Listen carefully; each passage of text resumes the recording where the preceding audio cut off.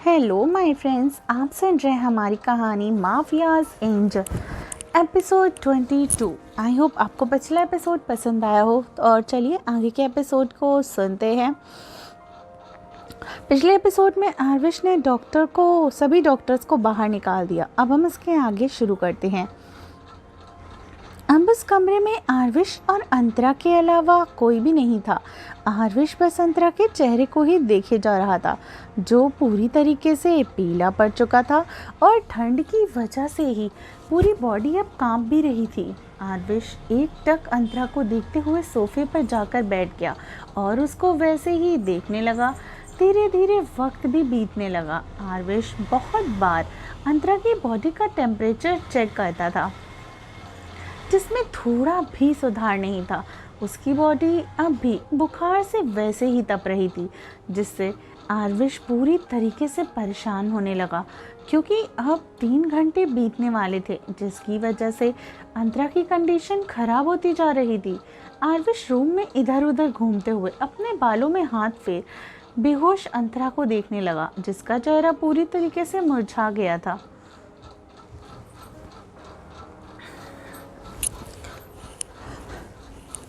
वो अंतरा को देखते हुए उसके पास आकर एकटक उसको बैठ के देखने लगा और अपनी शर्ट्स के बटन खोलने लगा। उसकी नज़र सिर्फ अंतरा पर थी, वो सिर्फ अपनी शर्ट को निकालकर अंतरा के पास आकर उसके चेहरे को देखते हुए बोला है, आज एंजल पूरी तरीके से अपने विश की बनने वाली है। ये बोलते हुए उसके चेहरे पर एक अजीब सी मुस्कान थी, पर वो धीरे से अंतरा को देखते ब्लैंकेट के अंदर आ जाता है और एकटक उसके चेहरे को देखते हुए अंतरा के ऊपर झुकने लगता है और अपने होठों को अंतरा के माथे पर रख देता है। धीरे धीरे उसके पूरे चेहरे पर किस करते हुए उसकी गर्दन और उसकी कॉलर बोन्स पे भी किस करने लगता है।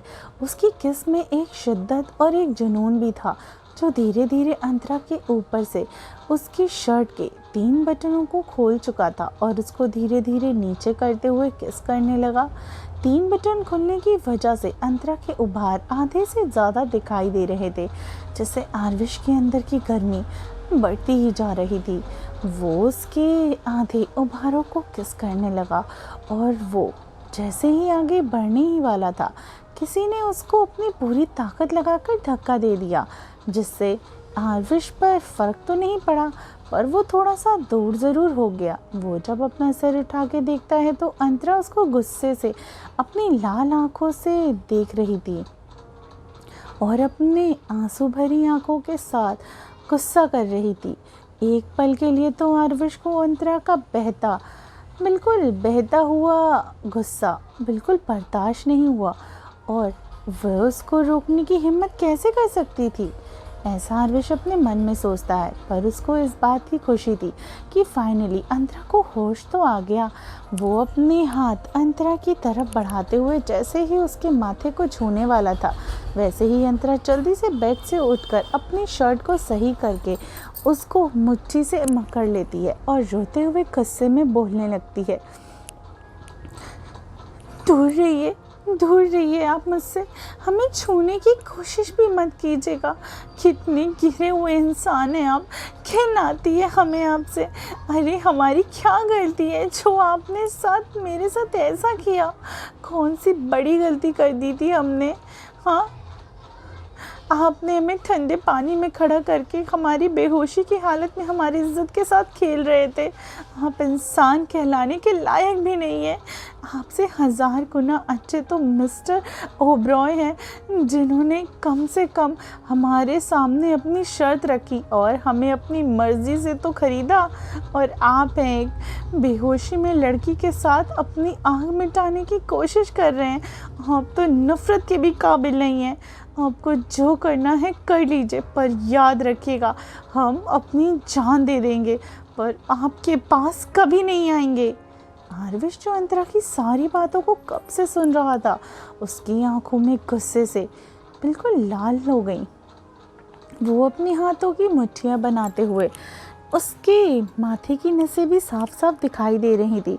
अंतरा के कहे गए हर एक शब्दों के साथ ही वहाँ का टेम्परेचर भी गर्म होता जा रहा था।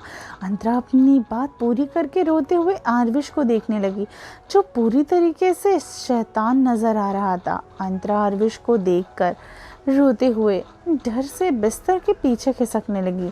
आरविश अपने गले में हाथ रखकर अपने सिर को इधर उधर घुमाने लगा और एक ही झटके में अंतरा को अपने पास खींचकर उसको देखते हुए जुनून और गुस्से भरी आवाज में बोलता है, घिन आती है मुझे, घिन आती है तुम्हें मुझसे, घिन आती है ना?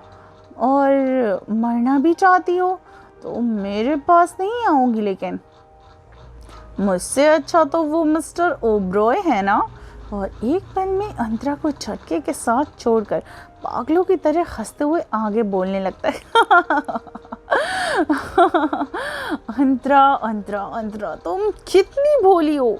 तुम्हें इतना भी समझ नहीं आया कि जो चीज़ एक बार आरविश ओब्रॉय की नज़रों में आ जाती है उस पर किसी की छुअन तो बहुत दूर की बात है, मैं नजरें भी बर्दाश्त नहीं कर सकता। तुम्हारी हर रात की डील मेरे साथ हुई है मिस अंतरा, तुम्हें खरीदने वाला मैं हूँ। अंतरा, जो कब से आरविश के ऐसे बिहेवियर से डर से कांप रही थी, वो आरविश की बातें सुन के पूरी तरीके से सुन्न हो गई। वो अपने आंसुओं से भरी आंखों के साथ उसकी ओर एकटक देख रही थी। उसको तो यकीन ही नहीं हो रहा था, कोई इंसान इतना भी गिरा हुआ कैसे हो सकता है। उसको खरीदने वाला वो इंसान और कोई नहीं बल्कि यही हैवान है। उसने मानो अब कुछ कहने को रहा ही नहीं गया हो, वो पूरी तरीके से टूट चुकी थी। सच में वो इस इंसान का खिलौना बन चुकी थी। आरविश अंतरा के पास आकर उसको झटके से पकड़कर अपनी गोद में बिठाकर उसके बालों को एक साइड करके अंतरा के कंधे पर अपना सिर रखकर उसको कमर से पकड़ते हुए कहता है, तो अब क्या बोलोगी मिस अंतरा? तुम पर मेरा पूरा अधिकार है।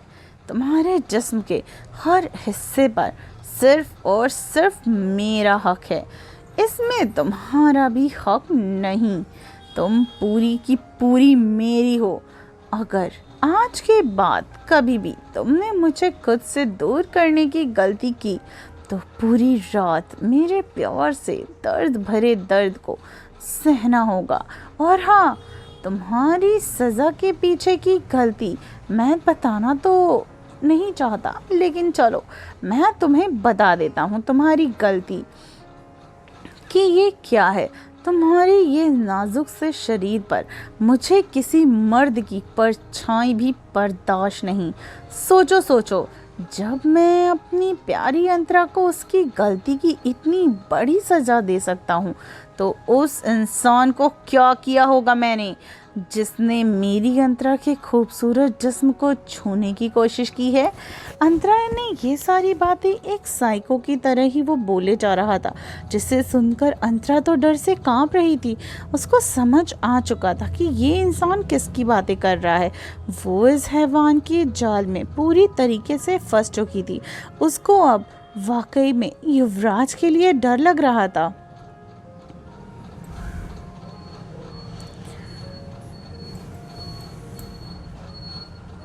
अंतरा, जो आरविश की इस तरह की बातों से काफ़ी ज़्यादा डर रही थी, तभी आरविश अंतरा को अपनी बाहों में पकड़े एक ही पल में अपनी गोद में उठाकर रूम के दरवाजे की तरफ से ले जाने लगा। अंतरा, जो डर से कांप रही थी, वो आरविश को शौक और डर से कांपते हुए उसकी ओर देखने लगी, जो अब बस उसको ही देखते हुए दरवाजे की तरफ ले जा रहा था। वो डरते हुए बोलने लगी, ये आप क्या कर रहे हैं सर? प्लीज़ हमें नीचे उतार दीजिए। ये बोलकर अंतरा नीचे उतरने की कोशिश करने लगी। आरविश उसको एक नज़र देखते हुए अपनी जुनून भरी आवाज़ में साथ कहता है, so don't say anything, you see the passionate of my crazy. Antara जो पहले से ही डर से कांप रही थी, आरविश के इस तरह से बोलने से उसकी आंखों से आंसू आने लगे। वो कांपते हुए रोने लगी। आरविश अंतरा को कमरे से बाहर ले जाकर अपने कैबिन से अटैच दूसरे के रूम में तरफ ले जाने लगा। आरविश जैसे ही दरवाजे के सामने खड़ा हुआ, दरवाज़ा खुद ब खुद खुल गया। वो अंतरा को जैसे ही अपनी बाहों में उठाए उस कमरे के अंदर ले गया, जो पूरी तरीके से अंधेरे से भरा हुआ था, जहाँ पर कुछ नज़र भी नहीं आ रहा था। अंतरा फिर से अंधेरे कमरे में देखकर डर से कांपते हुए आरविश को अपनी पकड़ मजबूत करने लगी, जिसको देखते हुए आरविश के चेहरे पर एक डेविल स्माइल आ गई। वो एक नज़र अंतरा को देख अंधेरे में आगे बढ़ते हुए बोलने लगा, how afraid of this darkness my Antara, where the owner of this darkness is the crazy about you. You are its owner.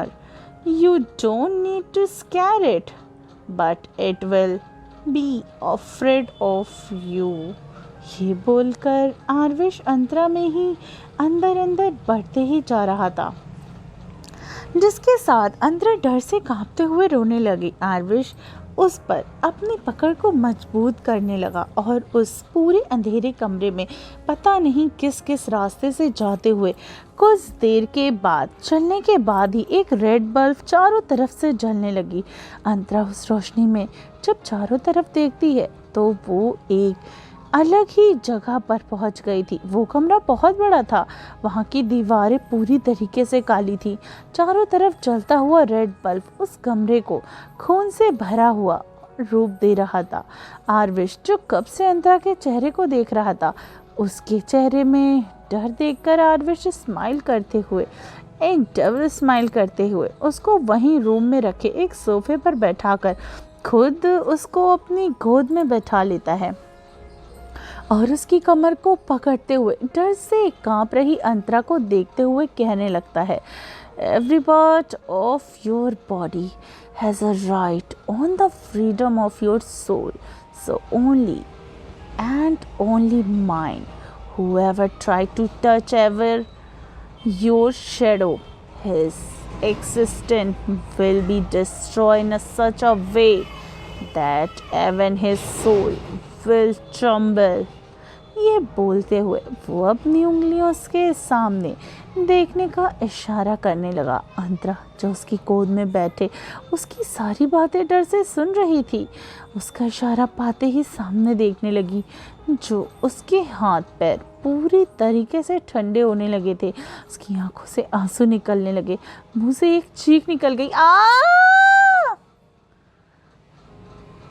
क्योंकि सामने युवराज जो रेड बल्ब की रोशनी में खुशी में कुर्सी में रस्सियों से बंधा हुआ था और उसकी आंखें और हाथों के नाखून निकाल दिए गए थे। उसकी आंखें कुछ ही दूर में पड़ी हुई थीं और वो सच में बहुत ही भयानक नज़र आ रहा था, जो किसी की भी रूह को कांपने के लिए काफ़ी था। वो शायद इस वक्त बेहोश था, फिर भी उसकी पूरी बॉडी में खून अब भी रिस रहा था। उसको आँखों को शायद बहुत बुरी तरीके से निकाला गया था और उसके हाथों के पंजे भी गायब थे।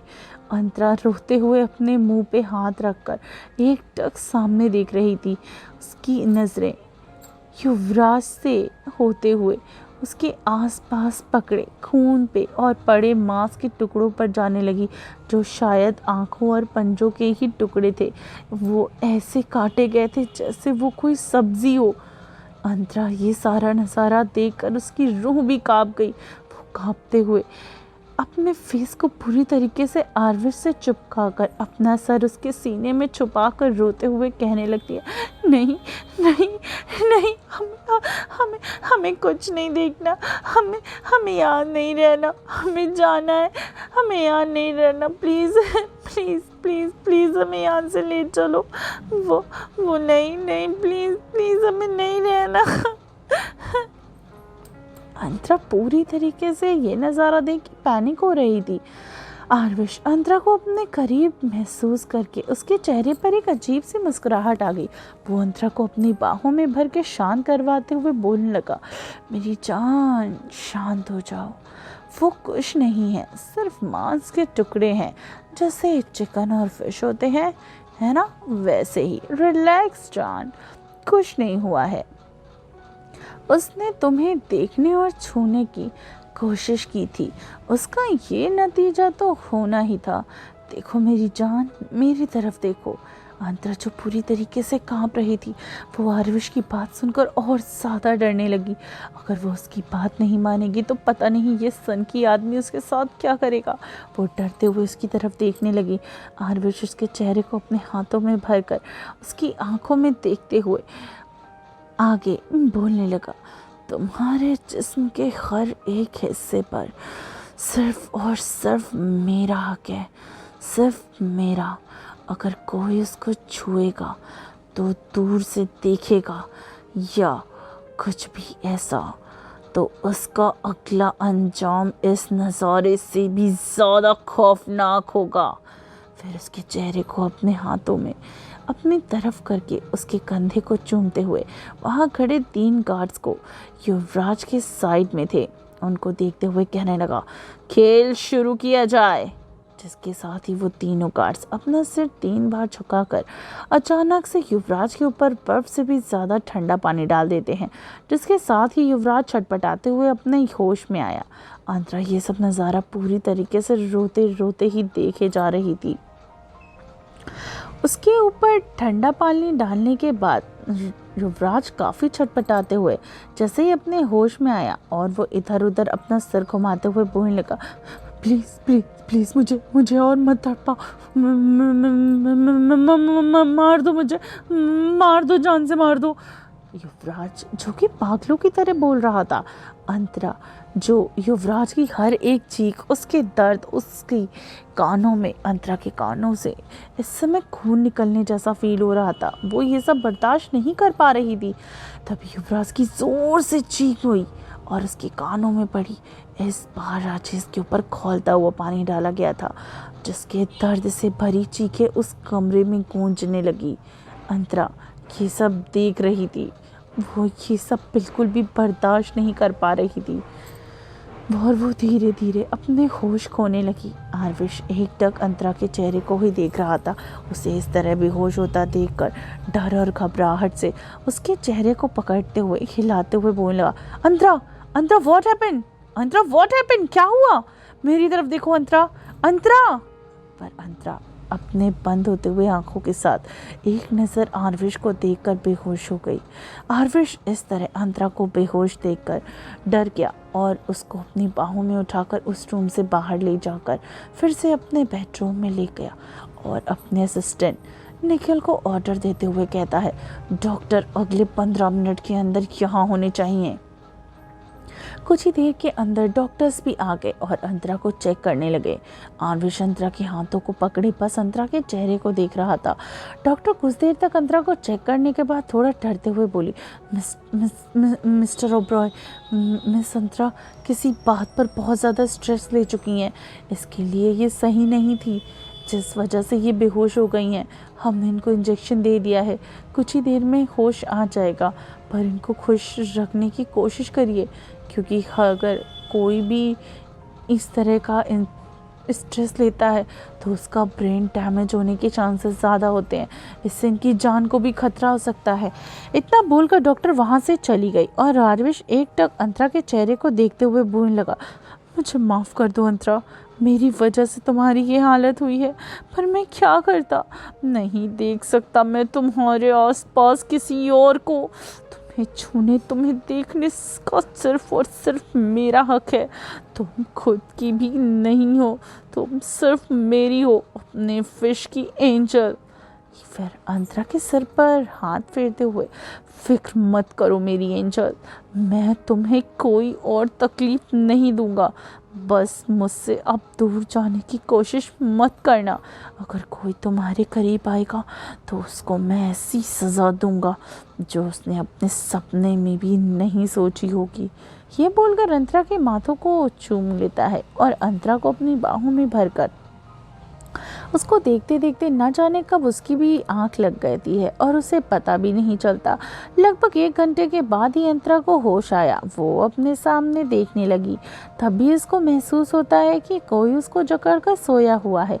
वो उधर अपनी नज़रें घुमाकर देखती है और जैसे ही उसकी नज़रें आरविश को देखती हैं, कुछ देर के लिए तो वो उनमें खो सी गई, क्योंकि सोता हुआ आरविश बहुत ज़्यादा मासूम लग रहा था, जैसे दुनिया जहान की मासूमियत उसके चेहरे में ही आ गई हो।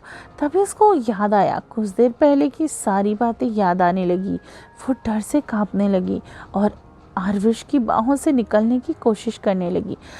उसकी सांसें जोर जोर से ऊपर नीचे होने लगी। आरविश की नींद अंतरा के हिलने डुलने से खुल गई थी। वो एक नज़र अंतरा को देखने लगा और जिसको डर भरी नज़रों से देख रही थी। उसकी सांसें जोरों जोरों से चल रही थी। आरविश अंतरा को ऐसे देखकर उसे अपनी बाहों में भरकर शांत करवाते हुए कहता है, रिलैक्स रिलैक्स अंतरा, रिलैक्स, कुछ नहीं हुआ है, देखो सब ठीक है। पर अंतरा तो जैसे शांत होने का नाम ही नहीं ले रही थी और बहुत ज़्यादा पैनिक हो रही थी, जिससे उसको देखते हुए बोला, रिलैक्स रिलैक्स एंजल, देखो अपने विश की तरफ।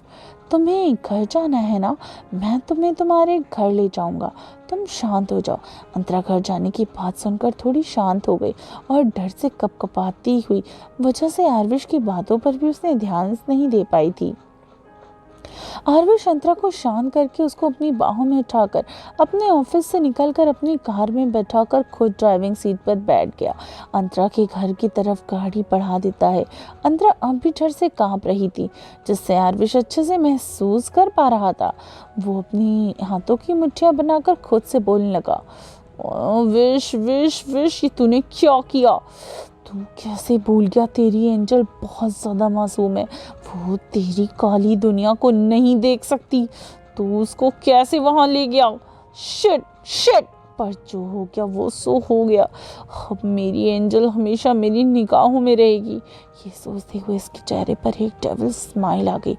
कुछ ही देर के बाद अंतरा का घर भी आ गया और वो अपना घर देख जल्दी से कार से बाहर निकलकर एक बार भी आरविश की तरफ बिना देखे सीधा अपने घर के अंदर चली गई। आरविश उसको इस तरह से जाता देख रहा था और फिर थोड़ा अजीब सी स्माइल करते हुए बोलता है, कब तक भागोगी मुझसे मेरी एंजल? आना तो तुम्हें अपने विश के पास ही है, वो भी बहुत जल्द। बस मैं देखना चाहता हूँ कि तुम अपने विश को कब तक नहीं पहचान पाओगी। शायद भूल चुकी हो, ये हो भी सकता है। बोलते हुए उसके चेहरे पर एक अजीब सा दर्द दिख रहा था, जिसको वो छिपाते हुए आगे बोलता है, तुम्हें अपने विश को ढूंढना ही होगा, या अपनी मर्जी से या मेरी मर्जी से। ये बोलते हुए उसके चेहरे पर एक अजीब सी स्माइल भी आ गई। क्या करने वाला है आरविश अंतरा के साथ? क्या वो अंतरा को अपने बारे में बताने के लिए कुछ क्लूज देगा, या अंतरा अब आरविश के पास वापस दोबारा नहीं जाएगी? आखिर कैसे होने वाली है इनके प्यार की शुरुआत? तो क्या कभी अंतरा आरविश को एक्सेप्ट कर पाएगी और आरविश अंतरा को अपने बारे में याद दिला पाएगा? तो चलिए जानने के लिए सुनते रहिए हमारी ये कहानी माफियाज एंजल, सिर्फ डिनी FM जान के साथ।